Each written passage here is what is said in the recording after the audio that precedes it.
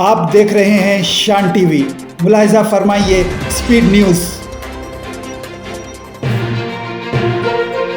ایران، اسرائیل اور امریکہ کے درمیان جنگ 7ویں روز بھی جاری ہے۔ امریکی اور IDF فورسز دارالحکومت تہران سمیت کئی شہروں پر فضائی حملے جاری رکھے ہوئے ہیں، جس کی ہر کوئی مخالفت کر رہا ہے۔ اس جنگ کی کڑی مذمت کرتے ہوئے کانگریسی قائدین نے امریکی قونصل خانے پر پلاکارڈ لے کر احتجاج منظم کیا، جس میں اسٹاپ دی وار تحریر کیا ہوا تھا۔ مغربی بنگال کے کولکتہ شہر میں کانگریس کے رہنماؤں اور کارکنوں نے امریکی قونصل خانے کے قریب امریکہ اور اسرائیل کی جانب سے ایران کے خلاف جنگ جاری رکھنے پر شدید احتجاج کیا۔ مظاہرین نے شدید برہمی کا اظہار کرتے ہوئے کہا کہ جنگ میں کئی بے قصور افراد مارے جا رہے ہیں۔ انہوں نے امریکہ اور اسرائیل سے جلد جنگ بندی پر عمل کرنے کا پرزور مطالبہ کیا ہے۔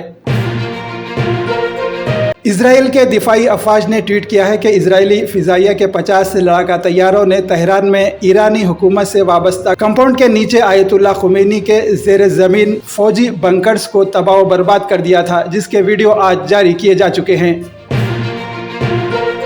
ممبئی میں ایران کے قونصل جنرل سید رضا مصیب نے کہا ہے کہ جنگ کے دوران ہم اپنا دفاع کر رہے ہیں۔ جب تک ہم دشمن کو پیچھے دھکیلنے اور حالات کو مستحکم کرنے کے قابل ہیں، ہم اپنا پرعزم اور دلیرانہ دفاع جاری رکھیں گے۔ ایران کے عوام جیسا کہ وہ ہمیشہ ایرانی قیادت کے ساتھ کھڑے ہیں، اور بتایا کہ ہندوستان سے ہماری توقع ہے کہ جیسے ہی حالات اجازت دیں، ہندوستانی ہماری مدد کر سکتے ہیں۔ ایران میں مقیم ہندوستانی شہری اگر وہاں سے جانا چاہتے ہیں تو ان کی ایران سے روانگی میں آسانی پیدا کرنے کی انہوں نے بات کہی۔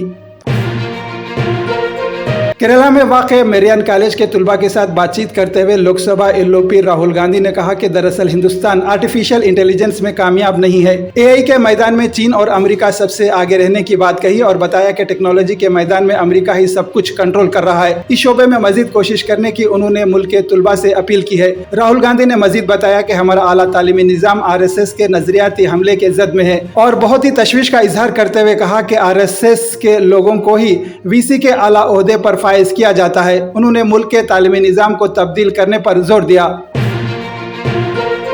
دہلی کے سابق وزیر اعلیٰ اروند کیجریوال نے کہا کہ دہلی اسمبلی کمپلیکس کی ایک تاریخی عمارت ہے۔ یہ عمارت 1912 میں برطانوی دور میں بنائی گئی تھی، جب دارالحکومت کولکتہ سے دہلی منتقل کیا گیا تھا۔ اس وقت کے اسپیکر رام نواس گوئل کی کوششوں سے یہ پتہ چلا کہ اس عمارت کے ایک کونے میں پھانسی کا تختہ لٹکایا گیا تھا۔ مجاہدین کو وہاں پر پھانسی پر لٹکایا جاتا تھا، اور جب سے BJP کی حکومت آئی ہے وہ یہ ثابت کرنے کی کوشش کر رہی ہے کہ یہ ایک ٹفن روم تھا، اور بتایا کہ اس سے بڑی توہین کوئی نہیں ہو سکتی۔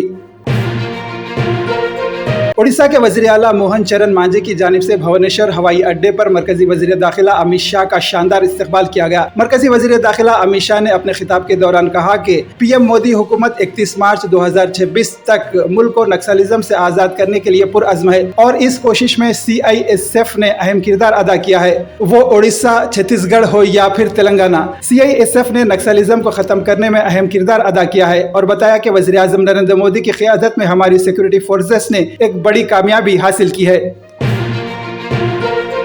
AIUDF کے MLA رفیق الاسلام نے بتایا ہے کہ BJP نے نتیش کمار کو راجیہ سبھا کے لیے نامزدگی داخل کرنے پر زور دیا تھا۔ اب جلد ہی نتیش بابو دہلی جائیں گے اور راجیہ سبھا میں بیٹھیں گے۔ انہوں نے مزید بتایا کہ اس طرح BJP نے بہار ریاست کو JDU کے ہاتھ سے چھین لیا ہے۔ اس طرح کے رویے کو انہوں نے BJP کا اصلی چہرہ قرار دیا، اور بتایا کہ بہار میں اب نیا وزیر اعلیٰ BJP کا ہوگا۔ MIM کے سربراہ ملک کی ترقی اور روس سے تیل کی خریداری کے ریمارکس پر امریکہ سے سوال کرتے ہوئے مرکزی حکومت کو کڑی تنقیدوں کا نشانہ بنایا، اور یہ بھی بتایا کہ ہندوستان کسی کا غلام نہیں ہے۔ MIM کے سربراہ رکن پارلیمنٹ حیدرآباد بارسٹر اسد الدین اویسی نے کہا کہ ہندوستان کسی کے کہنے سے تیل ہرگز بھی خرید نہیں سکتا۔ انہوں نے اس موضوع پر RSS اور BJP کو خوف سے خاموش رہنے کا الزام عائد کیا۔ ماہ رمضان کے مبارک موقع پر مسلمان عبادتوں میں کافی مصروف نظر آ رہے ہیں۔ حیدرآباد شہر کے مختلف مساجد میں ہزاروں فرزندان توحید نے آج جمعہ کی نماز بہت ہی عقیدت و احترام اور خشوع و خضوع کے ساتھ ادا کی۔ اسی طرح شہر کی تاریخی ڈبیر پورہ دروازے کے قریب میں واقع پیر پاشا مسجد میں سینکڑوں افراد نے نماز جمعہ ادا کی۔ مصلیوں سے مقامی مسجد بھر جانے کے سبب چلچلاتی دھوپ میں مسلمانوں کو سڑک پر نماز ادا کرتے ہوئے دیکھا گیا۔